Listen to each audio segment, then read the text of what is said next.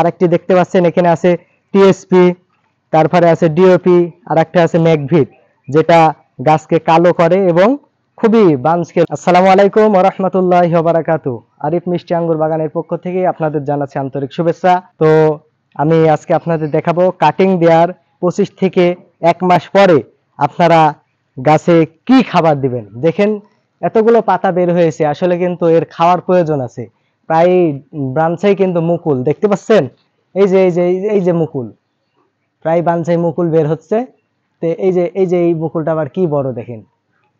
এই সমস্ত মুকুল যত দিন যাবে তত বেড়েই যাবে। তো সেই ক্ষেত্রে আপনাদের করণীয় হচ্ছে কিছু খাদ্যখানা গাছকে দেওয়া। তার মধ্যে আমি কিছু খাদ্যখানা আপনাদের দেখাচ্ছি হাতে কলমেই। তো আপনারা কাটিং দেওয়ার ঠিক 25 থেকে 1 মাস পরে এই খাবারটি দিবেন। এটা হচ্ছে জৈব সার, যাকে আমরা প্রাকৃতিক ভাষায় বলি গোবর সার।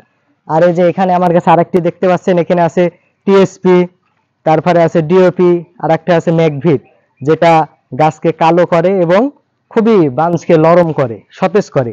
তো আমি এই সারগুলো দিব কতখানি, আপনার এক গাছে প্রায় কেজি খানেক মতো গোবর সার দিবেন।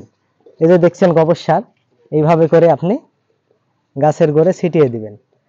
অরিজিনাল প্রাকৃতিক সার, এগুলো কিন্তু খুবই গাছের জন্য উপকারী একটা খাদ্য। এইভাবে ছিটিয়ে দেওয়ার পরে সার আপনি কতটুকুন দিবেন। অনেকেই বলেন আরে ভাই সার কতখানি দিব।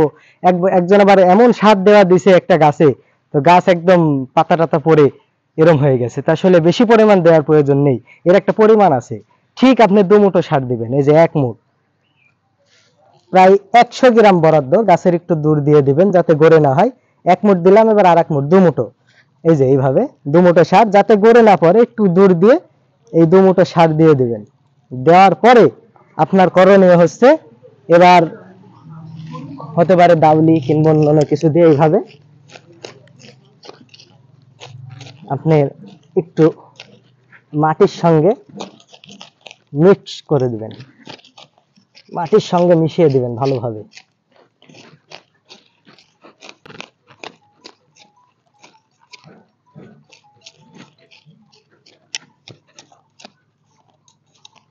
এইভাবে আপনি ভালোভাবে মাটির সঙ্গে মিশিয়ে দিবেন।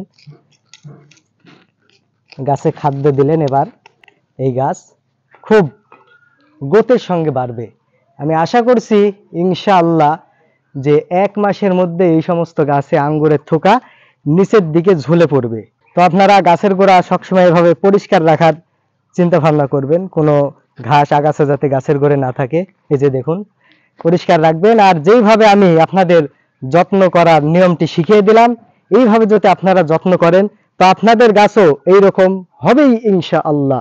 আল্লাহ যদি চাই, আপনারা এইভাবে যত্ন করতে থাকুন। আল্লাহর উপর ভরসা করে ইনশাআল্লাহ আপনাদের গাছেও আঙ্গুর আসবেই ইনশাআল্লাহ। এই সমস্ত গাছ দেখছেন 1 বছরের পরেই আমরা ফল পাবো বলে আশা করছি ইনশাআল্লাহ। গাছে মুকুল দেখা দিয়েছে, আল্লাহ যদি চাই তবে এবারে আমরা ফলাফল পাবো ইনশাআল্লাহ। তো আজকে এ পর্যন্তই, পরবর্তী ভিডিওতে আপনাদের সঙ্গে দেখা হবে আল্লাহ যদি বাঁচিয়ে রাখেন। আসসালামু আলাইকুম ওয়া রাহমাতুল্লাহি ওয়া বারাকাতুহু।